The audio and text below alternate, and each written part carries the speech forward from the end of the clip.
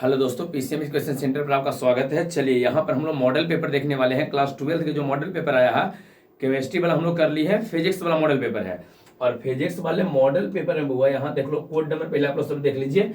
यहाँ कोड देखिए 117 जो है ना, कोड कितना हुआ 117 वाला जो कोड है उसको हम लोग करने वाले हैं।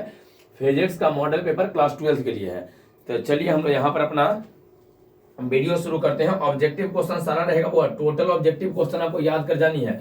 एक भी ऑब्जेक्टिव क्वेश्चन इसमें छोड़ना नहीं है, सारा का सारा आपके लिए मोस्ट इंपोर्टेंट है। कुछ तो ऐसा क्वेश्चन आपको दिया है जो एकदम चांस बन रहा है कि 2023 के बोर्ड एग्जाम में पूछेगा ही। तो चलिए यहाँ पर हम लोग अपना वीडियो को शुरू कर रहे हैं क्वेश्चन को।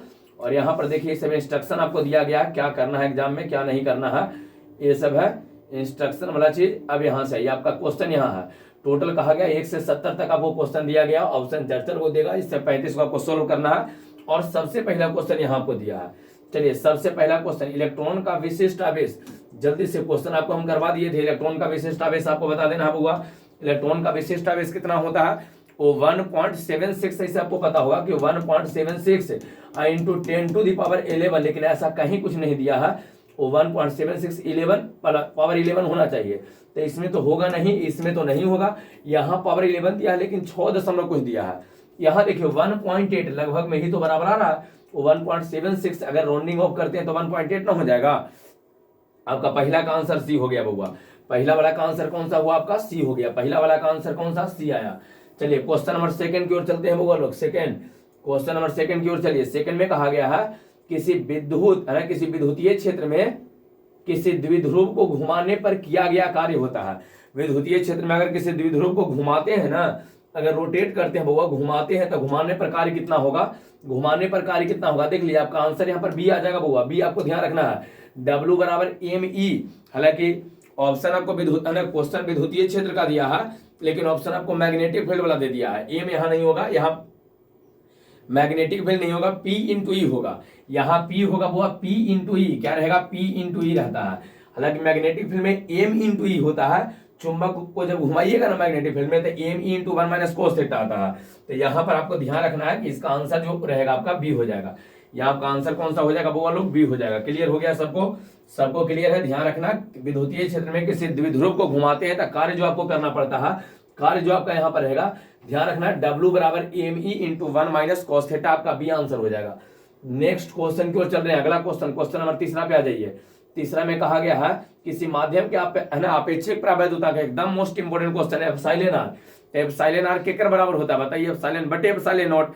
एप्सिलॉन बटे एप्सिलॉन नॉट, देख लो यहाँ पर सी वाला आपको ऑप्शन दिया गया है, epsilon r divided by epsilon naught. ये कई बार क्वेश्चन आपको हम करवाए भी हैं। चलिए कहा गया कि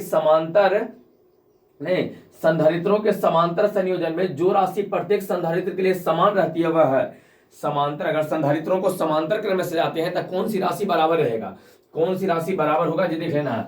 समांतर क्रम में कौन सी राशि समान होती है, समांतर क्रम में देखिए समांतर क्रम में कौन सी राशि समान होती है। तो ट्रिक इसका हम समझाए थे कि समांतर है तो देखो, समांतर है तो बड़ा लिखा गया है ना, तो बड़का रहेगा। आवेश हुआ कि ऊर्जा होगी, धारिता हुआ कि विभवांतर होगा।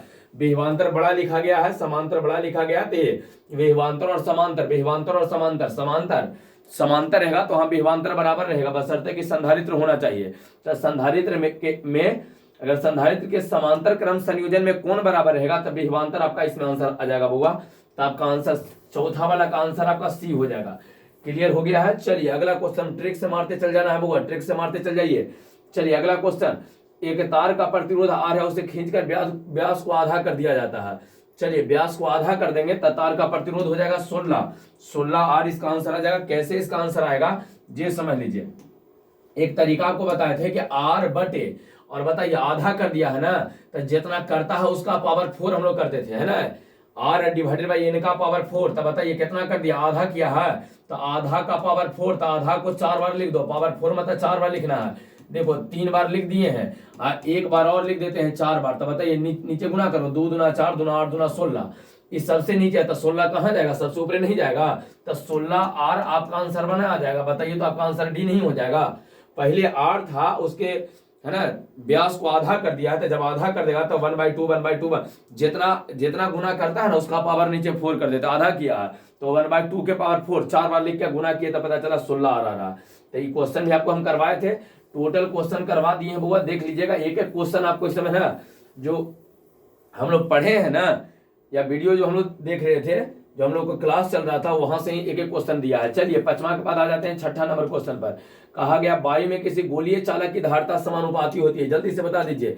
गोलीय चालक की धारिता जो होता है वो C बराबर 4 pi epsilon naught into r होता है ना, 4 pi epsilon naught into r. तब किसके आर होता है त्रिज्या, तक किसके समानुपाती होता है, त्रिज्या के समानुपाती होता है। वायु में गोलीय चालक की धारिता किसके समानुपाती हो जाएगा वो लोग, तो त्रिज्या के समानुपाती हो जाएगा। चलते हैं अगला क्वेश्चन की ओर, नेक्स्ट क्वेश्चन की ओर चलिए। यहाँ पर 6 का आंसर आपका बी आ जाएगा। एक एक क्वेश्चन कॉपी में नोट करना है और टोटल को सोल्व करना है, छोड़ना एको नहीं है बउआ, सब इंपॉर्टेंट है। अगला 7 नंबर क्वेश्चन की ओर आ जाइए। 7वां नंबर क्वेश्चन में क्या कहा गया है, एक समरूप है ना, समरूप विद्युतीय क्षेत्र, समरूप विद्युतीय क्षेत्र एक्स दिशा में है, इधर एक्स वाला में है, तो कहा गया समविभव तल होगा। तो आपको पता है कि अगर विद्युतीय क्षेत्र जो होता है वो और समविभव तल दोनों एक दूसरे पर लंबवत होता है, दोनों एक दूसरे पर लंबवत होता है। विद्युतीय क्षेत्र और समविभव तल दोनों एक दूसरे पर लंबवत होता है, ध्यान आपको रखना है। विद्युतीय क्षेत्र समविभव तल एक दूसरे पर लंबवत होता है। तो बताओ विद्युतीय क्षेत्र कौन दिशा में है, तब विद्युतीय क्षेत्र को कहा कि एक्स दिशा में है। तो एक्स पर लंबवत कौन कौन होता है, वाई और जेड दोनों होता है। वाई जेड कौन सा दिया, देख लीजिए, वाई जेड तल कौन सा हो गया आपका, सी हो जाएगा। नहीं, इस पे लंबवत जो है एक्स पर लंबवत कौन रहेगा, तब वाई और जेड दोनों होता है, वाई जेड तल आपका आंसर हो जाएगा। क्लियर है, क्यों, क्योंकि विद्युतीय क्षेत्र और समविभव तल एक दूसरे पर लंबवत होता है और एक्स दिशा में विद्युतीय दिया है, तब विद्युतीय पर लंबवत वाई और जेड होगा, तो इसका आंसर आपका आंसर वाई जेड हो जाएगा। इसमें कंप्लीट हो गया है। चलिए तो आपका यहाँ 7 का आंसर सी हो गया बउआ। 7 नंबर वाला जो क्वेश्चन था इसका आंसर आपका सी हो गया है। अगला क्वेश्चन को चलते हैं, क्वेश्चन नंबर 8वां पे चल रहे हैं बउआ। कहता विद्युतशीलता का मात्रक, जल्दी से बता दीजिए विद्युतशीलता का मात्रक क्या रहेगा। 4 ऑप्शन आपको दिया गया है। विद्युतशीलता का मात्रक, एप्सिलॉन का मात्रक पूछा है, एप्सिलॉन वाला का मात्रक एप्सिलॉन का तो ये होता है क्या बुआ, है ना, कूलम्ब स्क्वायर प्रति newton meter square, coulomb square प्रति न्यूटन मीटर स्क्वायर। कौन सा दिया है, जिसमें कूलम्ब स्क्वायर है, कूलम्ब स्क्वायर इसमें नहीं, डी में नहीं है, इसमें भी कूलम्ब स्क्वायर नहीं है, इसमें भी कूलम्ब स्क्वायर नहीं है। यहाँ देखिए कूलम्ब स्क्वायर लिखा ही है, कूलम्ब स्क्वायर, और न्यूटन को ऊपर लेके जाएंगे तो न्यूटन का पावर -1 और मीटर का पावर -2, तब कूलम्ब स्क्वायर प्रति न्यूटन प्रति मीटर स्क्वायर आपका आंसर आ जाएगा 8 का आ जाएगा बउआ लोग ए, 8 का आ जाएगा ए। करवाया गया क्वेश्चन है, टोटल करवा दिए हैं। इस सब तो हल्का मचा दीजिएगा, ऐसा रहेगा एग्जाम में, तो आप लोग को टोटल करवा दिए हैं। अगर वीडियो को आप नहीं देखे हैं कुछ वीडियो को, तो उसका लिंक आपको हम डिस्क्रिप्शन बॉक्स में दे देंगे, वहां से आप उसको देख लीजिएगा। चलो वो अगला क्वेश्चन की ओर चले, नेक्स्ट क्वेश्चन की ओर चल जाओ, है ना। मीटर सेतु के तार बना होता है, मीटर सेतु आप लोग पढ़े होंगे, मीटर ब्रिज पढ़े हो ना, तब मीटर ब्रिज का the wire of meter bridge is made up of, किससे मिलके बना होता है, तब मीटर ब्रिज का जो वायर होता है मैग्नीन का होता है। मैग्नीन किसका होता है बुआ, मैग्नीन का होता है, ध्यान रखना सी। और 9 नंबर वाला का सी मैग्नीन आपका, यहाँ देखिए आपको दिया गया मैग्नीन, तब मैग्नीन आपका आंसर हो जाएगा, मैग्नीन रहेगा बुआ। अगला क्वेश्चन को चलो, नेक्स्ट क्वेश्चन, चुंबकीय प्रेरण V वेक्टर और चुंबकन की तीव्रता M वेक्टर के बीच क्या संबंध होता है, जल्दी से बता दीजिए। चुंबकीय प्रेरण और चुंबकीय जो होता है वो चुंबकीय प्रेरण V वेक्टर, यहाँ देख लीजिए, चुंबकीय प्रेरण आपको V वेक्टर दिया है और तीव्रता M वेक्टर के बीच संबंध क्या रहेगा, M वेक्टर के बीच संबंध, जल्दी से बता दीजिए। चलो जल्दी से बता दो कौन सा रहेगा, चलिए जल्दी से बताइए। 4 पाई कौन सा हुआ, या एक होता है म्यू नोट और क्या, म्यू नोट और कहाँ कहाँ का आंसर है, ये देखिए म्यू नोट, 4 पाई एक दिया है, म्यू नोट, ये वाला आपका आंसर इसमें डी आ जाएगा बुआ। कौन सा आंसर रहेगा, डी हो जाएगा, है ना आपका answer mu naught. H vector plus M vector, H vector plus M vector, H vector plus M vector, याद रखना है इसको सब लोग ध्यान रख लेगा बुआ। अगला क्वेश्चन को चलो, नेक्स्ट क्वेश्चन 10 के बाद आ जाते हैं 11 नंबर। 2 समांतर दर्पण के बीच रखी वस्तुओं का प्रतिबिंब की संख्या पूछा। अगर समांतर में रखे ना, 2 समांतर है, तो समांतर वाला के बीच बताइए, 2 अगर समतल दर्पण एक दूसरे के समांतर रखा है, एक दर्पण ऐसे है, एक दर्पण आपको ऐसे दिया है, दूसरा दर्पण ऐसे है, दोनों एक दूसरे के समांतर है। कहा कि बीच में यहाँ पर अगर हम कोई वस्तु को रख देते हैं, यहाँ पर इसको तक के प्रतिबिंब बनेगा, तो इसका प्रतिबिंब की संख्या अनंत हो जाएगा, अनंत। जो इसमें ऑप्शन आपको डी दिया गया है, ऑप्शन कौन सा दिया हुआ, डी दिया है, तो बताइए डी वाला ऑप्शन जो है वो इसमें ए बी है, डी नीचे आपका है, तो डी वाला आपका आंसर आ जाएगा वो लोग, डी वाला, यहाँ देख लीजिए डी आपका आंसर में अनंत दिया गया है, अनंत, इसका आंसर आपका अनंत आ जाएगा। चलिए अगर 2 को समांतर दे है, तो समांतर वाला कंडीशन में 2 को अगर समांतर आपको दिया गया है ना, 2 दर्पण अगर समांतर है, प्लेन मिरर है, समतल दर्पण है, उसके बीच अगर किसी वस्तु को रखते हैं तो अनंत प्रतिबिंब बनता है। अगला क्वेश्चन देखो, किसी गोलीय दर्पण के, है ना, पासर वाला में आपको दिया है एम, आवर्धन कितना दिया है एम, तो अनुदैर्ध्य वाला में बता दीजिए। पासर में जो है बुआ उसमें आवर्धन आपको एम दिया है, तो अनुदैर्ध्य वाला का आवर्धन कितना हो जाएगा, जो आपसे पूछा गया है अनुदैर्ध्य वाला का आवर्धन बताना है। अनुदैर्ध्य वाला का आवर्धन कितना हो जाएगा बुआ, दोनों का है ना, दोनों में होता है रिलेशन एम स्क्वायर का, लेकिन माइनस में एम स्क्वायर रहता है, इसमें माइनस कहीं दिया नहीं है, तो आपका आंसर एम स्क्वायर आ जाएगा। इसमें आपका आंसर क्या आ जाएगा बुआ लोग, एम स्क्वायर आ जाएगा। इसका आंसर क्या लिखना है, एम स्क्वायर हो जाएगा। चलो 12 के बाद क्वेश्चन नंबर 13 पे हम लोग चल रहे हैं। आइए क्वेश्चन नंबर 13 में क्या कहा गया है, हाँ यहाँ देखिए 13 नंबर क्वेश्चन पढ़ लो पहले।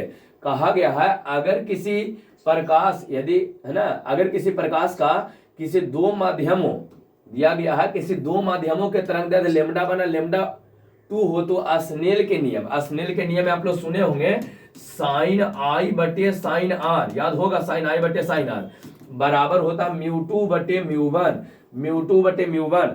लेकिन अगर तरंगदैर्ध्य के रूप में देता है ना, तो इसको उलट देते हैं, जैसे μ2 बटे μ1 है ना, तो यहाँ लेमडा बटे लेमडा लिखते हैं, लेकिन 1 वाला को ऊपर है 2 वाला को नीचे, तो लेमडा 1 बटे लेमडा 2 आपका देखिए इसमें बी वाला में आंसर आपको मिल रहा है। लेमडा है ना साइन आई बटे साइन आर बराबर लेमडा 1 बटे लेमडा 2, एक दूसरे के रेसिप्रोकल होता है, तो लेमडा 1 बटे लेमडा 2 आ जाएगा बुआ साइन आई बटे साइन आर स्नेल के नियम के आधार पर बराबर लेमडा 1 बटे लेमडा 2 यहां पर आ जाएगा आपको लेमडा बी, आंसर इसका हो जाएगा, आंसर आपका बी आ जाएगा। क्वेश्चन नंबर 13 जो है बुआ ना, 13 का आंसर आपका बी हो जाएगा। क्वेश्चन नंबर 13 का आंसर क्या रहेगा बुआ लोग, बी हो जाएगा। चलिए अब हम लोग चल रहे हैं क्वेश्चन नंबर 14 वाला पर, 14 नंबर क्वेश्चन की ओर बढ़ने वाले हैं। चलिए 14 नंबर क्वेश्चन में क्या आपका हो जाएगा, चलिए क्वेश्चन नंबर 14 में, हाँ किसी किरण से वायु का बुलबुला पानी में चमकता है ना, किस कारण से कहा गया, सॉरी किस कारण से वायु में जो है ना, वायु का बुलबुला पानी में चमकता है, केकर कारण, किसके कारण वायु का जो बुलबुला होता है वो पानी में चमकता हुआ दिखाई देता है, तो चमकता है किसके कारण, पूर्ण आंतरिक परावर्तन के कारण। हीरा किसके कारण चमकता है, तो पूर्ण आंतरिक परावर्तन के कारण। हीरा में भी ध्यान रखिएगा, पानी में जो है ना बुलबुला रहता है जो हवा का बुलबुला और हीरा, ये दोनों चमकता किसके कारण है, तब पूर्ण आंतरिक परावर्तन के कारण चमकता है। बड़ी इंपॉर्टेंट क्वेश्चन है हीरा वाला, हीरा जो किस कारण से चमकता है, तब पूर्ण आंतरिक परावर्तन के कारण। बुलबुला भी किस कारण से, तब पूर्ण आंतरिक परावर्तन के कारण से ही चमकेगा। चलिए अगला, दो उत्तल लेंसों को परस्पर स्पर्श में रख देवल जाए तो समतुल्य जो बनेगा ना वो क्या रहेगा, ये पूछा गया आपसे। कहा गया कि यहाँ लीजिए उत्तल लेंस ऐसे है, यहाँ ध्यान दो होगा, एक उत्तल लेंस यह है, एक और उत्तल लेंस ले लिए हैं, सटा के रख देंगे तो टोटल मिला के उत्तल लेंस ना बनेगा, तो आपको उत्तल लेंस ही आंसर आ जाएगा। कौन सा लेंस रहेगा वो, उत्तल लेंस ही हो जाएगा। अगर दो उत्तल लेंस को आपस में संपर्क में रख देते हैं तो बना हुआ लेंस भी आपका क्या होता है बुआ, तो उत्तल लेंस ही होता है। आंसर यहाँ पर आपका कौन सा आ जाएगा बुआ, आंसर कौन सा हो जाएगा, तो यहाँ पर जो आपका आंसर रहेगा, यहाँ पर जो आपका आंसर हो जाएगा बी हो जाएगा, है ना, 15 का बी। चलिए 16 नंबर पे आ जाते हैं। 16 नंबर में पढ़ लो, कुछ दिया गया है क्वेश्चन, क्या कहा गया 16 नंबर में, पढ़िए। जब कोई श्वेत प्रकाश किरण किसी प्रिज्म से गुजरती है तब किस रंग के लिए विचलन कोण का मान सबसे अधिक होता है। विचलन सबसे ज्यादा किसके लिए होगा, विचलन सबसे अधिक किसके लिए, विचलन कोण का मान। तो वैगनी वाला VIB GY और पढ़ा होगा कि जब प्रिज्मा से इसे गुजारते हैं ना तब कुछ तो एकदम सबसे नीचे चला जाता है और रेड वाला ऊपर ही रह जाता है। तब वैगनी वाला का विचलन, आपका आंसर क्या आ जाएगा, वैगनी का विचलन सबसे ज्यादा होता है, लाल का विचलन सबसे कम होता है, लिख लेना। जब श्वेत प्रकाश को प्रिज्म से गुजारते हैं तब वैगनी का विचलन सबसे अधिक है ना, या विचलन कोण उसके लिए सबसे अधिक हो जाएगा, और लाल के लिए विचलन कोण या विचलन का मान सबसे कम रहेगा। ध्यान रखना। 16 के बाद आ जाइए 17 नंबर पर। 17 नंबर में पर कहा गया है 8 त्रिज्या वाले, 8 त्रिज्या दिया गया है, 8 त्रिज्या वाले गोलीय संधारित्र की धारिता पूछा गया है। धारिता कहा गया है ना, तो देखिए धारिता जो होता है गोलाकार चालक है बुआ, ये होता है 4 pi epsilon naught into r. कौन सा मिल रहा है, जो मिल जाएगा ये आपका आंसर हो जाएगा। कहीं कोई दिया है बुआ, नहीं दिया है तो इसमें ना ये भी नहीं होगा, ये भी नहीं होगा, ये भी नहीं होगा, ये भी नहीं होगा, इसमें ऑप्शन नहीं दिया है, तो आपका आंसर हो जाएगा C बराबर 4 pi epsilon naught into r. चलो C बराबर 4 pi epsilon naught into r अलग से लिख लेना है। धारिता गोलीय चालक का होता 4 pi epsilon naught into r. चलो तो अगला क्वेश्चन की ओर बढ़ रहे होगा। Next question, next 18 number question पढ़िए।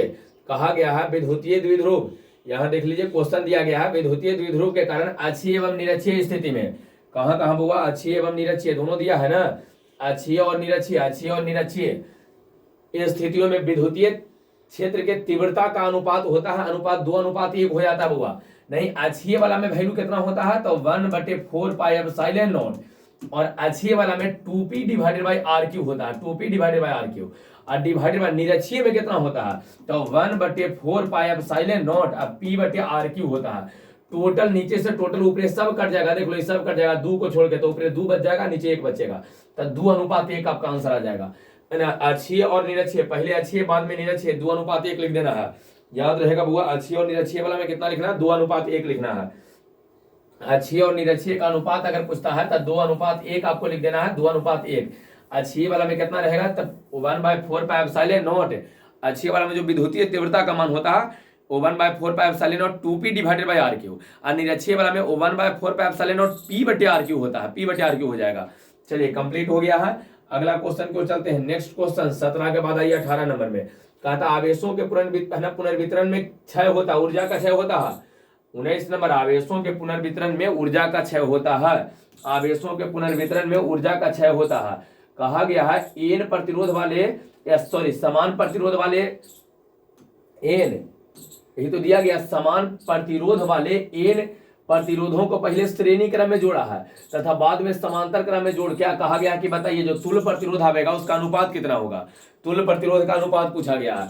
पहले श्रेणी में जोड़ा है तो श्रेणी में n × r होता है, और समांतर में n है ना, समांतर में होता है r/n होता है, वो समांतर में क्या होता है, r/n होता है, समांतर में r/n होता है। तो बताइए सबसे नीचे वाला कहाँ जाएगा, ऊपरे, तो ये वो n पहले से एक और चल जाएगा, तो n² r से r कट के n² ना बचेगा, तो श्रेणी और समांतर वाला का अनुपात कितना आ जाएगा बउआ, श्रेणी और समांतर वाला का अनुपात कितना आ जाएगा, तो n² के बराबर हो जाएगा। आपका आंसर इसमें n², यहाँ जो बउआ आंसर रहेगा, आंसर आपका n² होगा। टोटल आपको कॉपी में नोट करना है, छोड़िए एको क्वेश्चन नहीं, n² आपका आंसर आ जाएगा। नेक्स्ट क्वेश्चन की ओर चलो, 20 के बाद आ रहे हैं 21 नंबर पर। 21 नंबर में पढ़ो क्या दिया गया है, 21 में पहले पढ़ लीजिए। किसी विद्युतीय द्विध्रुव, कहा गया है कोई इलेक्ट्रिक डायपोल है, विद्युतीय द्विध्रुव है, बंद पृष्ठ से घिरा हुआ, क्वेश्चन करवा दिए हैं, बंद पृष्ठ द्विध्रुव है, एक ऊपर प्लस है दूसरा पर माइनस क्यों रहता है। Two equal and opposite charges are separated by small distance, काफी कम दूरी से घिरा हुआ, तो बंद सतह पर विद्युतीय फ्लक्स का मान क्या होगा, बंद सतह पर, तब फाई बराबर क्या होता है, इसके अंदर उपस्थित आवेश, तब प्लस क्यू और माइनस क्यू जीरो ना हो जाएगा। टोटल आवेश लेंगे तो प्लस में माइनस में, तो टोटल अंदर जीरो और डिवाइडेड बाय एप्सिलॉन नॉट, तो 0/एप्सिलॉन का मान कितना हो जाएगा, जीरो हो जाएगा। कौन सा आपका आ रहा आंसर बताइए, आपका आंसर क्या आ जाएगा, ए हो जाएगा, है ना। द्विध्रुव को बंद किया है ना, तो वहां पर विद्युतीय फ्लक्स का मान आपका जीरो हो जाएगा। बड़ी इंपॉर्टेंट क्वेश्चन है वो, जीरो हो जाएगा इसका। गॉस के नियम के आधार पे यहाँ पर आंसर आपका हो जाएगा कौन सा, जीरो। तो 21 का जीरो आ गया है। अब चल रहे बउआ लोग हमने 22 नंबर क्वेश्चन पे 22। कहा गया टेंजेंट गैल्वेनोमीटर, टेंजेंट गैल्वेनोमीटर अधिकतम सुग्राहिता होती है जब विक्षेपण कोण, है ना, अधिकतम सुग्राहिता गैल्वेनोमीटर वाला में अधिकतम सुग्राहिता तब होता है बउआ जब विक्षेपण कोण का जो मान है 0 डिग्री होना चाहिए, 0 डिग्री। तो आपका आंसर कौन सा हो जाएगा, बोलो, ए हो जाएगा इसका, 0 डिग्री। कहा गया है चोक कुंडली का शक्ति गुणांक 0 होता है, चोक कुंडली का शक्ति गुणांक 0 होता है, चोक कुंडली का शक्ति गुणांक 0 होता है, चोक कुंडली का शक्ति गुणांक 0 होता है, ध्यान रखना है।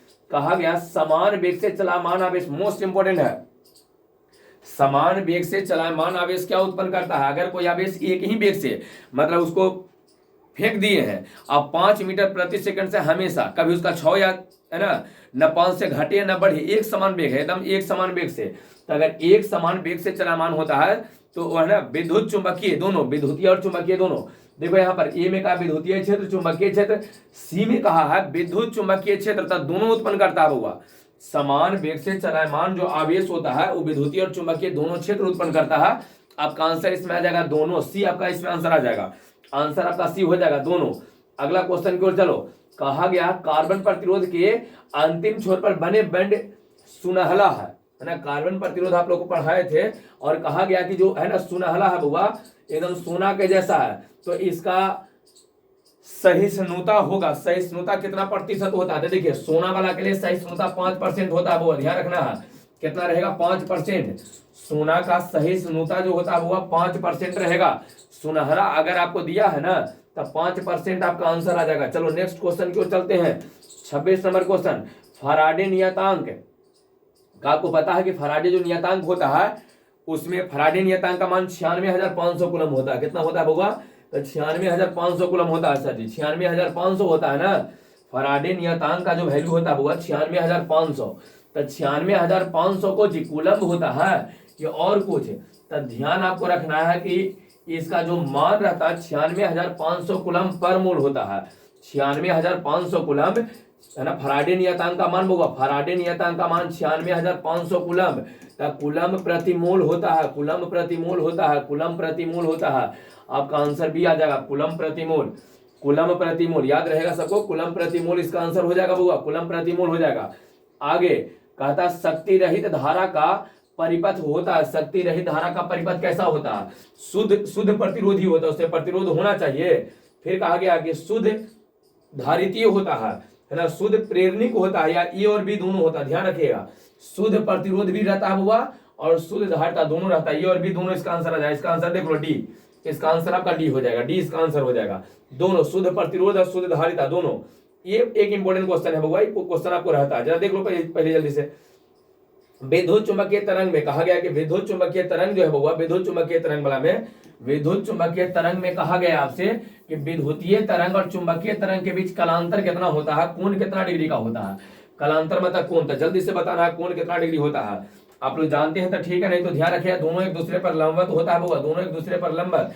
π/2 एक विद्युतीय इधर रहता है, चुंबकीय इधर रहता है, दोनों एक दूसरे पर लंबवत होता है। 90 डिग्री का कोण रहता है, 90 डिग्री का कोण रहेगा, याद रहेगा आप लोग को। कोण कितना डिग्री होता है बउआ लोग, तो 90 डिग्री का इसमें कोण रहता है, 90 डिग्री आपको ध्यान रखना है सब लोग को। चलिए कंप्लीट करवा दिए हैं, नेक्स्ट क्वेश्चन की ओर चल लीजिए। अगला क्वेश्चन की ओर चल रहे हैं बउआ, नेक्स्ट क्वेश्चन 28 के बाद 29 पे आ जाइए। कहाँ चल गए जी, हाँ यहाँ पर आइए। बताओ क्या कहा गया है, कहा गया है कि यदि समान फोकस दूरी एफ वाले, एगो समान फोकस दूरी एफ वाले दो गो लेंस को आपस में सटा देते हैं प्रधान अक्ष पर, मुख्य अक्ष पर, ऐसे करके से इसका भी एफ है, इसका भी एफ है। तो बताइए जो समतुल्य फोकस दूरी टोटल मिला के जो एगो बनेगा ऐसे, एक फोकस दूरी कितना आ जाएगा। तो बताइए के गो है बउआ, दो गो, एक एफ है, एक एफ है। तो सटा देंगे ना तो घट न जाएगा, सटा देंगे तो घट जाएगा, सटा देंगे तो कुछ हो जाएगा, पहले दूर दूर था घट जाएगा। तो के गो सटा है, दो गो, तो a/2 हो जाएगा। f/2 कहीं दिया बउआ, a/2 सटा देंगे तो घट जाएगा, सटा देंगे घट जाएगा, a/2 आपका आंसर आ जाएगा, f/2 हो जाएगा इसमें, f/2। अगला क्वेश्चन की ओर चल लो बउआ, नेक्स्ट क्वेश्चन f/2 एकदम टोटल ध्यान रखना, दो को सटावेंगे f/2 हो जाएगा आपका। अगला क्वेश्चन की ओर चलो तो बउआ, नेक्स्ट क्वेश्चन में क्या कहा गया, 30 नंबर क्वेश्चन पे आ जाइए। यहाँ कहा गया एक, हाँ यहाँ देखिए क्या कहा गया है कि एक उत्तल लेंस के ऊपरी भाग को काला कर दिया जाता है, वो जो ऊपर वाला भाग है ना वो उसको काला कर दिए हैं। यह लीजिए ये वाला हो गया उत्तल लेंस, उत्तल लेंस के ऊपर वाला भाग को ऐसे करके रंग दीजिए, ऐसे करके ब्लैक कर दीजिए इसे। तो जो प्रतिबिंब इधर हम लोग को बनेगा बउआ लोग, ऐसे कहा गया कि जो इसका प्रतिबिंब बनेगा, इधर जो प्रतिबिंब बनेगा, इधर मान लीजिए कोई प्रतिबिंब आपका बनता है, तो उसके सामने रखी वस्तु के प्रतिबिंब का क्या होगा, तीव्रता घट जाएगा, पूरा एकदम साफ सुथरा एकदम नहीं रहेगा बउआ, धुंधला थोड़ा सा दिखेगा, चूंकि आप रंगे हुए हैं ना, तो तीव्रता घटेगा, उसको क्या बोलते हैं, तीव्रता घट जाना। तीव्रता को हो जाएगा बउआ, घट जाएगा, रिड्यूस हो जाएगा, उसका तीव्रता घट जाएगा, इंटेंसिटी घट जाएगा। अगला क्वेश्चन को चल लीजिए, नेक्स्ट क्वेश्चन 30 के बाद 31 पे आओ। सामान्य मानव नेत्र के लिए स्पर्श दृष्टि है ना, दृष्टि का न्यूनतम दूरी कितना होता है, ये आप जानते होंगे, 10 क्लास में भी क्वेश्चन आपको पढ़ावल गया है बउआ, 10th में भी पढ़े हो। जल्दी से इसका जवाब सबको बता देना है क्या रहेगा, जल्दी से जवाब बता देना है बउआ, क्या इसका रहेगा, बता दीजिए जल्दी से क्या हो जाएगा। स्पर्श दर्शन की न्यूनतम दूरी 25 सेंटीमीटर होता है, सबको पता है, तो 25 सेंटीमीटर हो जाएगा। न्यूनतम दूरी कितना होता है, सामान्य तौर पे देखना है आपको स्पर्श रूप से, तो 25 सेंटीमीटर होता है ऑब्वियसली, तो 25 सेंटीमीटर आपका सी आंसर इसमें आ जाएगा। अगला क्वेश्चन 31 के बाद आ जाइए, 32 में कहा गया है उत्सर्जित फोटो इलेक्ट्रॉन की ऊर्जा निर्भर करती है, तीनों पे निर्भर करता है बुआ, प्रकाश के तरंगदैर्घ्य पे, प्रकाश के तीव्रता पे, धातु के कार्यफलन पे, इसमें से कोई नहीं। तब मुख्य रूप से अगर सब देता है तो धातु के कार्यफलन आपको लिख देना है, धातु के कार्यफलन पे सब देता है तो इसमें प्रकाश के तरंगदैर्घ्य भी लिख सकते हैं, प्रकाश के तीव्रता पर भी निर्भर करता है, धातु के कार्यफलन पे भी निर्भर करता है। फोटो इलेक्ट्रॉन की ऊर्जा जो निर्भर करता है, आप अगर सभ्य देता है ना तो धातु के कार्यफलन लिखना सीखिए, सब देता है तो धातु के कार्यफलन मार के तुम आवो, ठीक है, धातु के निर्भर सब पर करता है। पहले भी क्वेश्चन हम करवाए हैं, वहां पर बताते कि धातु के कार्यफलन करके आना है आपको। अगला क्वेश्चन, अल्फा कण क्या होता है, हीलियम का नाभिक, हीलियम 2+ को अल्फा कहते हैं, हीलियम 2+ को अल्फा कहते हैं बउआ। हीलियम जो 2+ होता है वही तो आपका अल्फा होता है, हीलियम जो 2+ होता है वही ना अल्फा होता है। अल्फा क्या होता है, हीलियम 2+ होता है बउआ, हीलियम 2+ को अल्फा कहते हैं। हीलियम के नाभिक को अल्फा कहा जाता है, हीलियम के नाभिक जो होता है उसको अल्फा कण कहते हैं। तो हीलियम के नाभिक को क्या बोलते हैं बउआ लोग, अल्फा कण। तो ये क्वेश्चन आपका था कि अल्फा कण बता दीजिए, तो हीलियम के नाभिक होता है आपका नहीं। चलो अगला क्वेश्चन, कहा गया कि ट्रांजिस्टर में पीएन जंक्शन की संख्या कितनी होती है। तो ट्रांजिस्टर में पीएन जंक्शन की संख्या 2 गो होता है बुआ, के होता है 2 गो होता है। पढ़े होंगे सेमीकंडक्टर तो आपको याद होगा, मास्टर साहब पढ़ाए होंगे कि ट्रांजिस्टर में पीएन जंक्शन की संख्या 2 होता है, 2 हो जाएगा इसका। कहा गया ट्रांजिस्टर के धारा गुणांक अल्फा बीटा के बीच संबंध क्या होता है, ये पूछा गया है। तो देखिए धारा गुणांक अल्फा बीटा के बीच संबंध क्या रहेगा, इससे 2018 में भी एक क्वेश्चन आपको पूछा था। तो देखिए इसमें क्या आपका हो जाएगा बुआ, समझ लो, अल्फा के मान जो होगा, अल्फा जब लिखेंगे ना तो ये हो जाएगा beta divided by beta plus 1, और अगर बीटा लिखेंगे तो alpha divided by alpha minus 1 हो जाएगा। ध्यान नहीं रखना है, ये आपका हो जाएगा यहाँ पर। बताइए कौन सा मिल रहा है, पहला में अल्फा बीटा, ये तो हो ही गया बोलो, यही आपको मिल गया है। और ध्यान रखना 2018 में जो क्वेश्चन पूछा था ना उसके हिसाब से अल्फा का मान 1 से बड़ा और बीटा का मान 1 से छोटा होता है। देख लीजिए ये 1 से बड़ा है, सॉरी उल्टी लिखा गया लगता है वो, एक मिनट। अल्फा का मान देख लो यहाँ पर बुआ, अल्फा का मान 1 से छोटा है और बीटा का मान 1 से बड़ा है। देख लो अल्फा का ऊपर एक का मान नीचे ज्यादा है, 1 से छोटा हो गया, ऊपर ज्यादा है नीचे कम है, ये घटा दिए तो ऊपर का ज्यादा है तो वैल्यू 1 से ज्यादा रहेगा। तो आपको ध्यान रखना है ट्रांजिस्टर के लिए याद रहेगा दोनों चीज। चलो अगला क्वेश्चन क्यों चल रहे हैं, नेक्स्ट क्वेश्चन क्यों चल दीजिए। अगला क्वेश्चन 35 के बाद आ गए हैं 36 नंबर पर जी। 36 नंबर पर तप्त एमीटर में क्या होता है, ये पूछा गया। तप्त एमीटर में जल्दी से बता देना क्या होता है, बोलो तप्त धारा एमीटर जो होता है ना उसमें बता देना है धारा विक्षेपन मतलब थीटा के क्या होता है, समानुपाती होता है। थीटा के समानुपाती होता है विक्षेपन, धारा समानुपाती थीटा विक्षेपन के समानुपाती होता है। जितने ज्यादा विक्षेपन उतने ज्यादा धारा, जितने ज्यादा विक्षेपन उतने ज्यादा धारा रहेगा। नहीं आप ऐसे भी देखिए ना, घर में अगर होगा ना आपके यहाँ तो ऐसे करके रहता है वो मशीनमा में जैसे करंट में आता है तो नीडलवा उसका देखते हो इसे फ्लक्चुएट करता है, ऐसे जाता है, नहीं ये होता है ना। तो ध्यान क्या रखना है ये समझ लीजिए, अगर ऐसा कंडीशन है तो इसमें समझो क्या करें, ये जितने ज्यादा थीटा ऐसे जितने दूर जाएगा ना थीटा उतना ही ज्यादा बनेगा।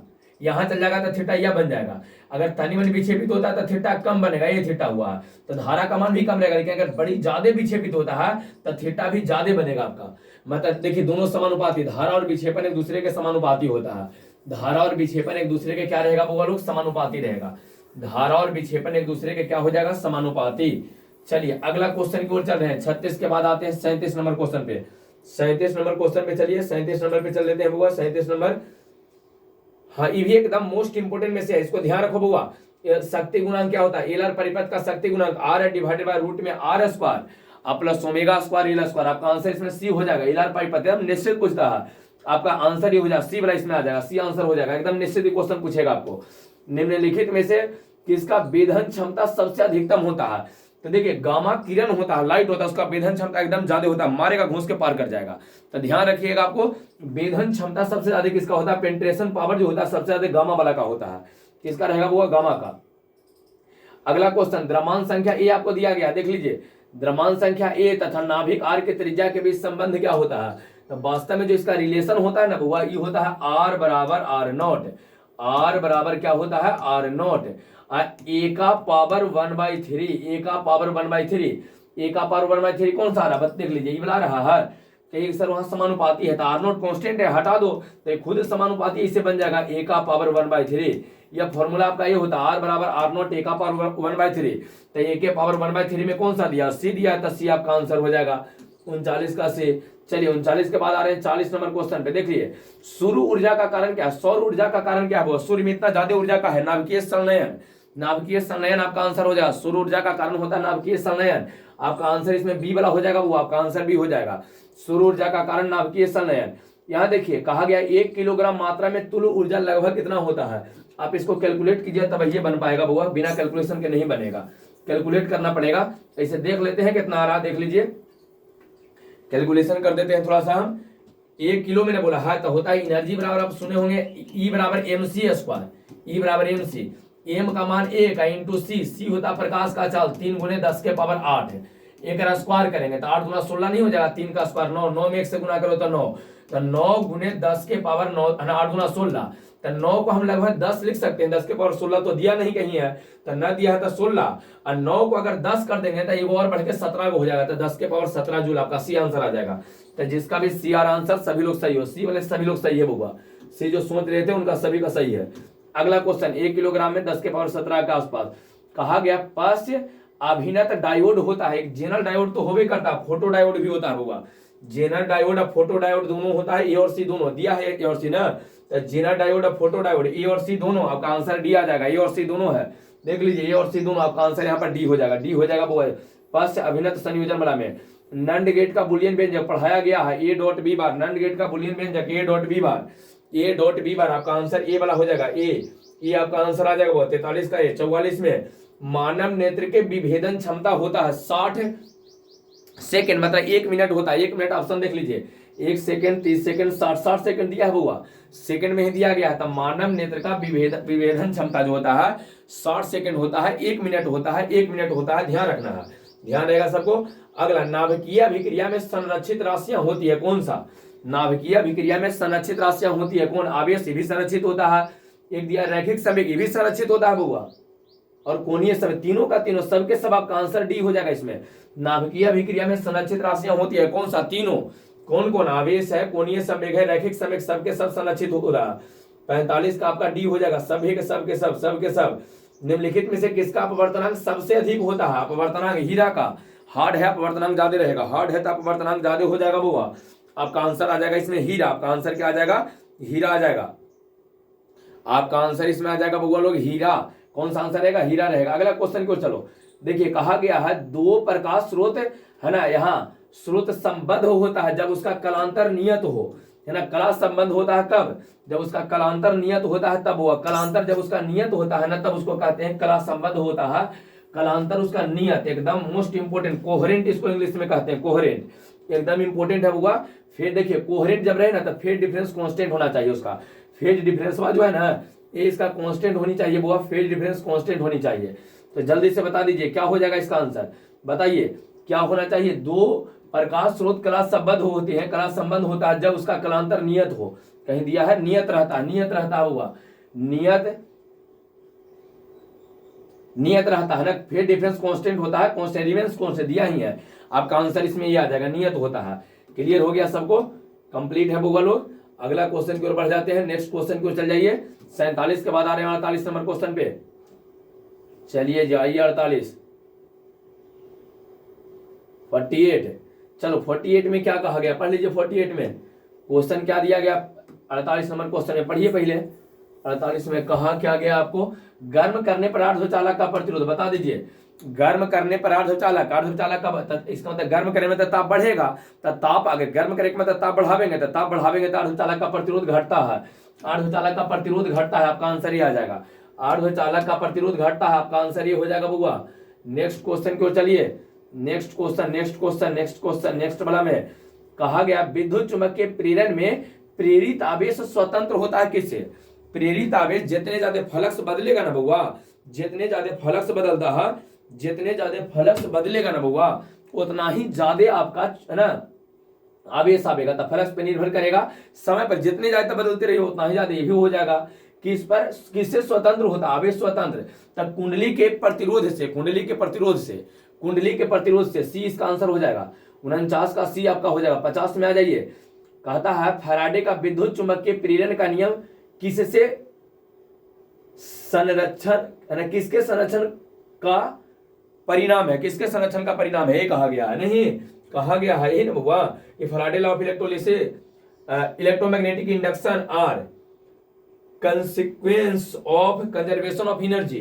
क्या बुआ? फैराडे का जो विद्युत चुम्बकीय प्रेरण का नियम है एक किस नियम का पालन करता है, किस संरक्षण सिद्धांत पे है? तो ऊर्जा संरक्षण सिद्धांत, कहीं दिया, हाँ बी में दिया ऊर्जा संरक्षण सिद्धांत, तो 50 का बी हो जाएगा ऊर्जा संरक्षण सिद्धांत। 51 में बताइए प्रोटॉन का विराम द्रव्यमान होता है, तब प्रोटॉन का द्रव्यमान हो जाएगा डी होगा। प्रोटॉन का कहा है, प्रोटॉन का द्रव्यमान कितना होता है? 1.6 × 10 के पावर -27 किलोग्राम होता है ना। अगर फोटोन कहता था, सुन लिखते, कहता हुआ फोटोन, फोटोन का विराम द्रव्यमान कहता था, इसको सुन लिखते। ये वास्तव में विराम द्रव्यमान यहाँ पर होना ही नहीं चाहिए क्वेश्चन के आधार पे, ये फोटोन देना चाह रहा है यहाँ पर, फोटोन, तब फोटोन का विराम द्रव्यमान लिखते हैं, प्रोटोन का विराम द्रव्यमान हम लोग नहीं लिखते हैं। फोटोन का विराम द्रव्यमान सुन होता है, इसे प्रोटोन बोला है, तब प्रोटोन का ये वाला हो जाएगा। वो 1.6 10 के पावर -27 याद रहेगा, प्रोटोन का ये होता है, फोटोन का 0 होता है। चलिए अगला क्वेश्चन को चलिए, नेक्स्ट क्वेश्चन 51 के बाद आ जाइए 52। 4 डायोप्टर क्षमता, 4 डायोप्टर क्षमता आपको दिया है। 4 डायोप्टर क्षमता वाले है ना, लेंस के फोकस दूरी पूछ दिया कि लेंस के फोकस दूरी जल्दी से बता दीजिए क्या रहेगा। लेंस के फोकस दूरी, तो लेंस के फोकस दूरी हम लोग निकालने के लिए क्या करते हैं बउआ, याद है फोकस दूरी निकालने के लिए एक को फोकस दूरी से डिवाइड करते हैं। सेंटीमीटर में अगर निकालना हो ना तो कुछ मत करो, 100 डिवाइडेड बाय कितना दिया है डायोप्टर में 4 था, 4 से भाग दो, 25 चौके 100, 25 सेंटीमीटर आपका आंसर हो गया। कौन सा 25 सेंटीमीटर आंसर नहीं दे रहा, सेंटीमीटर में दिया, मीटर में दिया है, तो सेंटीमीटर को मीटर में बदलने के लिए 100 से भाग दे दो, तो 100 से भाग देंगे तो 0.25 ना आ जाएगा, बताओ तो 0.25 नहीं आ जा रहा, मीटर में रहेगा 0.25 मीटर। ये आपका आंसर हो जाएगा बुआ, ये आंसर हो जाएगा। नेक्स्ट क्वेश्चन की ओर चलिए, ये कहा गया सामान्य संयोजन में एक सरल सूक्ष्मदर्शी का आवर्धन क्षमता, बड़ी महत्वपूर्ण क्वेश्चन है, मोस्ट इंपोर्टेंट, एकदम ज्यादा वाला में से होगा, बड़ी ज्यादा महत्वपूर्ण वाला में से ही है, बहुत ज्यादा महत्वपूर्ण में से ही है बउआ, बहुत ज्यादा महत्वपूर्ण में से। सामान्य संयोजन में ना सरल सूक्ष्मदर्शी का जो आवर्धन होता है, आवर्धन क्षमता होता है, आवर्धन आपका 1 प्लस क्या हो जाएगा, 1 प्लस डी बाई एफ होता है, 1 प्लस डी बाई एफ हो जाएगा, वो 1 प्लस डी बाई एफ हो जाएगा बउआ। अगला क्वेश्चन 53 के बाद आ जाइए 54 में, अवरोध के किनारे से प्रकाश का मुड़ना, ये तो लिखवा दिए परिभाषा में आपको है ना, अवरोध के किनारे से प्रकाश का मुड़ना प्रकाश का विवर्तन कहलाता है, बी आंसर हो जाएगा। अवरोध के किनारे से प्रकाश का मुड़ना प्रकाश का विवर्तन कहलाता है, बोलो प्रकाश का विवर्तन कहलाता है, प्रकाश का विवर्तन। अगला, हीरा के लिए क्रांति कोण 24.41 डिग्री, हीरा के लिए क्रांति कोण 24.41 डिग्री, 41 डिग्री हीरा के लिए हो गया ना 24.41 डिग्री। कांच के समांतर पट्टिका का फोकस दूरी कितना होता है, अगर समांतर रहे ना तो समांतर रहेगा बुआ, तो समांतर वाला कंडीशन में, समांतर वाले कंडीशन में हम लोग क्या लिखते हैं, अनंत लिखते हैं, समांतर वाले कंडीशन में अनंत लिखते हैं।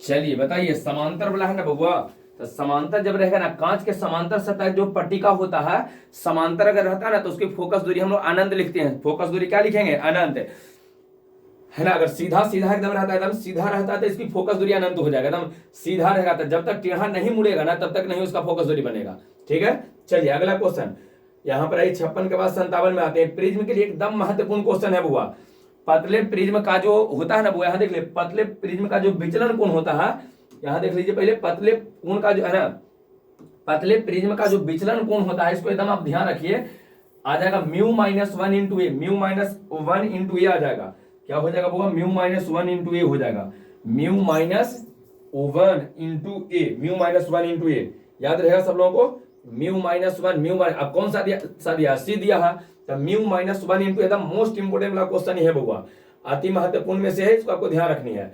चलो अगला क्वेश्चन को चलते हैं, यहाँ आइए, रचनात्मक व्यतिकरण के लिए कलांतर क्या होता है, 2n पाई बउआ, 2n पाई, रचनात्मक व्यतिकरण के लिए 2n पाई हो जाएगा, कलांतर, रचनात्मक व्यतिकरण के लिए कलांतर 2n पाई, आपको ध्यान रखना 2n पाई।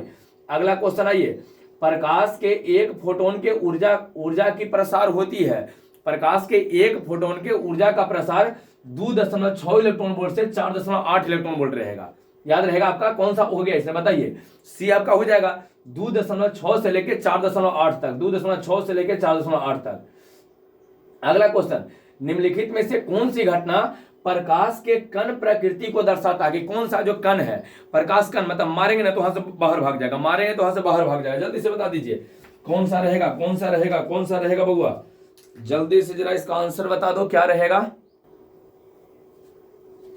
चलिए जल्दी से इसका आंसर बता दीजिए। आप इसके बारे में पढ़े होंगे बड़ी डिटेल में, हाँ, प्रकाश विद्युत प्रभाव, इसका आंसर क्या हो जाएगा वो, प्रकाश विद्युत प्रभाव हो जाएगा, प्रकाश विद्युत प्रभाव। जब लाइट को हम लोग देते हैं ना, मतलब धातु के सतह पर जैसे आप लाइट को दीजिएगा तो वहां से इलेक्ट्रॉन बाहर निकल जाता है, प्रकाश विद्युत प्रभाव आपका 60 आ गया है बी।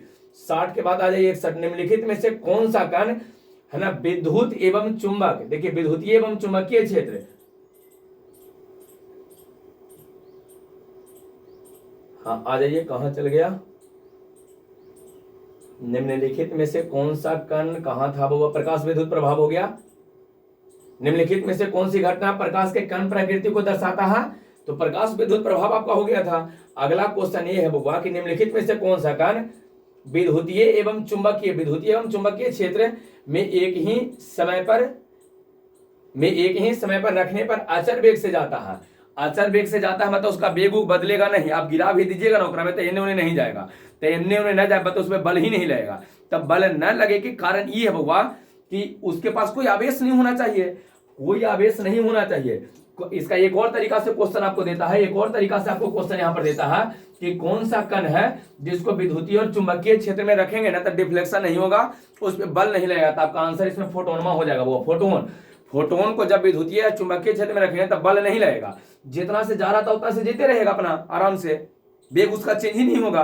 क्यों? क्योंकि इस पर आवेश नहीं है, आवेश जीरो है।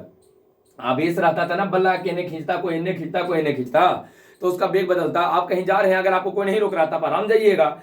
यदि आपको कोई रोके वाला, कोई बल लगा वाला, इन्हें खींचे तब वेग आपका चेंज हो जाएगा। तब किसका वेग नहीं चेंज होगा बुआ? तो आपका आंसर आ जाएगा इसमें फोटोन। क्या आंसर हो जाएगा? फोटोन। चलिए अगला क्वेश्चन की ओर चलते हैं। 61 के बाद हम लोग को 70 क्वेश्चन है, 61 तक पहुंच गया है बुआ, 61 तक है ना, 61 तक हो गया है। अगला क्वेश्चन की ओर चलिए। कहा गया नाभिक के खोज कौन की है? रदरफोर्ड। नाभिक के खोज रदरफोर्ड। इसमें क्या समझा जाए? नाभिक का खोज रदरफोर्ड। इलेक्ट्रॉन प्रोटॉन न्यूट्रॉन के लिए कौन सी राशि समान होती है? द्रव्यमान, आवेश, ऊर्जा और संवेग। बताइए। संवेग है ना, द्रव्यमान तो सबके अलग अलग है, आवेश अलग है, ऊर्जा अलग है, संवेग सबका सेम होता है। तो संवेग आपको ध्यान रखना, संवेग हो जाएगा, संवेग। चलिए यहां पर एक इंपॉर्टेंट क्वेश्चन है, जल्दी से इसका आंसर बता दो, जल्दी से बताओ। तो इसका हम तरीका सिखा देते हैं आपको, जल्दी से बताइए पहले क्या रहेगा इसका आंसर को, जल्दी से बता दो। क्वेश्चन पूरा हाँ दिख रहा है, चलिए जल्दी से बताइए क्या आंसर इसका आने वाला है। देखिए इसको निकाले के तरीका हम आवृत्ति निकालने के लिए बता रहे हैं बउआ। आवृत्ति निकालने के लिए तुम कुछ मत करना, एक छोटा सा काम कर देना, आपका आ जाएगा। यहाँ पर देखो कितना है बउआ, यहाँ देख लो जल्दी से। कहिए सर यहाँ 100 पाई है, टी को छोड़ के 100 पाई, और 100 पाई को तुम कुछ मत करना, हमेशा 2 से डिवाइड कर देना, आपका आंसर आ जाएगा, है ना। क्या करना है बउआ? ऐसे होता है ओमेगा बटे 2 पाई, है ना, ओमेगा बटे 2 पाई होता है, ओमेगा बटे 2 पाई। तो इसमें पाई दे दिया, 2 पाई से डिवाइड करना होता है, 2 पाई से डिवाइड करना होता है। तो ये जो रहेगा ना, इसको 2 पाई से डिवाइड कर देना, इसको 2 पाई से डिवाइड करेंगे। तो यहाँ 100 दिया है ना, 100 पाई दिया, इसको 2 पाई से डिवाइड कर दो, तो पाई से पाई खत्म आपका हो जाएगा। यहाँ देखिए 50 आता, 50 इसका आंसर रहेगा। 50 से हट जो कहीं आपको नहीं दिया गया सब में पाई, यहाँ पर देखिए पाई जोड़ दिया, पाई हटा दो, आपका आंसर ये आ जाएगा। तो यहाँ जो देगा ना साइन कॉस में 2 पाई से खाली डिवाइड कर देना, आपका आवृत्ति निकल जाएगा। क्यों? क्योंकि आवृत्ति बराबर होता है ओमेगा बटे 2 पाई, और यही आपका ओमेगा 100 पाई टी वाला के साथ रहता है ना, वही आपका ओमेगा होता है। तो क्लियर हो गया है आपका आंसर इसमें, है ना। ऑप्शन के आधार पे आंसर आपका ए मार देना है, ये आप आंसर मार दीजिए। अगला क्वेश्चन की ओर चलो। कहा गया है जर्मेनियम का बैंड अंतराल इलेक्ट्रॉन वोल्ट में बताना है। जर्मेनियम का बैंड अंतराल जो 0.67 होता है बुआ, 0.67। देखिए कोई दिया होगा आपको 0. कितना बोल रहे हैं? 67, 0.67 आपका आंसर आ जाएगा, 0.67 आपका आंसर आ जाएगा। 0 नहीं दिया है, 67 ना दिया था, 0 है ना, 67 राउंडिंग ऑफ कर लो ना, 0.67 है ना बुआ। तो इसको 0. केवल 7 आप राउंडिंग ऑफ करके लिख सकते हैं, एक बढ़ा के 0.7 इसका कर देंगे आंसर। क्लियर हो गया? 0.7 आपको यहाँ पर आंसर कर देना है बुआ, 0.7 कर देना। 67 तो दिया नहीं है तो 7 कर दो उसको। चलिए इसका कार्यफलन बताना है, जब सोल्व करोगे ना तो देखो न्यूमेरिकल है 44-33 एंगस्ट्रम आपका आ जाएगा बुआ। कार्यफलन दिया, दिया आवृत्ति, फॉर्मूला हम लिख देते हैं। अगर आपको ये लगता है सर फॉर्मूला, तो फॉर्मूला लीजिए, हम लिख देते हैं यहाँ पर, उसको आप आराम से सोल्व कर सकते हैं। इसका फॉर्मूला जो आ जाएगा ना, आ जाएगा दिल्ही आवृत्ति के लिए फाई नोट बराबर होता है HC बटे लेमडा नोट। तो आपको लेमडा नोट निकालने के लिए बोला है, तो लेमडा नोट जब निकालिएगा ना तो HC बटे फाई नोट दिया है, सबके मान रख दो। H का मान प्लैंक कांस्टेंट है, C प्रकाश का चाल है, फाई नोट का मान कार्यफलन दिया 0.28 दिया है। जब रखोगे ना तो यहाँ पर आ जाएगा 4433 एंगस्ट्रम, 4433 एंगस्ट्रम आपका आंसर आ जाएगा। 66 के बाद आ जाइए 67 पर। ट्रांसफार्मर के क्रोड को परतदार किस कारण से बनाया जाता है? ट्रांसफार्मर में कुछ भी किया जाना तो एक ही कारण उसका होता है, ऊर्जा को संरक्षित रखने के लिए, है ना। ऊर्जा क्षय को कम करने के लिए, ऊर्जा ज्यादा घटे बढ़े ना, इसलिए ऊर्जा को संरक्षित रखने के लिए, ऊर्जा क्षय को कम करने के लिए। कुछ भी चीज कहेगा कि ट्रांसफार्मर में ऐसा काहे करते हैं, ऐसा काहे करते हैं, ऐसा काहे करते हैं, ऐसा क्यों करते हैं, तो सीधे कहो ऊर्जा क्षय को कम करने के लिए ट्रांसफार्मर में ऐसा किया जाता है। ट्रांसफार्मर के क्रोड को परतदार क्यों बनाते हैं? तो ऊर्जा क्षय को कम करने के लिए। कहा गया लेजर क्रिया के लिए आवश्यक है, लेजर क्रिया के लिए आवश्यक हो हुआ था संख्या परिवर्तन। लेजर क्रिया के लिए आवश्यक है संख्या परिवर्तन, लेजर क्रिया के लिए आवश्यक है संख्या परिवर्तन। चलिए, कहा किसी अर्धचालक का ताप गुणांक होता है ऋणात्मक। किसी अर्धचालक का ताप गुणांक क्या होता है, वो ऋणात्मक होता है, ऋणात्मक। लास्ट क्वेश्चन 70 नंबर क्वेश्चन में आ जाइए। रेडियो एक्टिव तत्व के आयु काल कितना है, तो 1600 दिया, 1600 वर्ष दिया है, 1600 दिया है, तो 1600 वर्ष दिया है, तो कहा गया हुआ कि इसका मध्य आयु काल आपको बताना है ना। तो मध्य आयु काल कैसे निकालेंगे, ध्यान दीजिए, हम फॉर्मूला बता देते हैं। इसका 2309 आंसर आ रहा है, इसको सोल्व करोगे तब। ऐसे हम फॉर्मूला बता देते हैं। टी जो एवरेज होता है, अगर आप ए लिखना चाहते हैं ना, तो टी एवरेज बराबर होगा आपका जितना समय दिया है, कितना दिया है आपको, अर्ध आयु काल कितना दिया है, 1600, और 1600 को डिवाइड कर देना है बुआ मध्य आयु काल 0.693, 0.693 से, यही होता है फॉर्मूला। क्या होता है हम इसे बता देते हैं, टी हाफ बराबर 0.693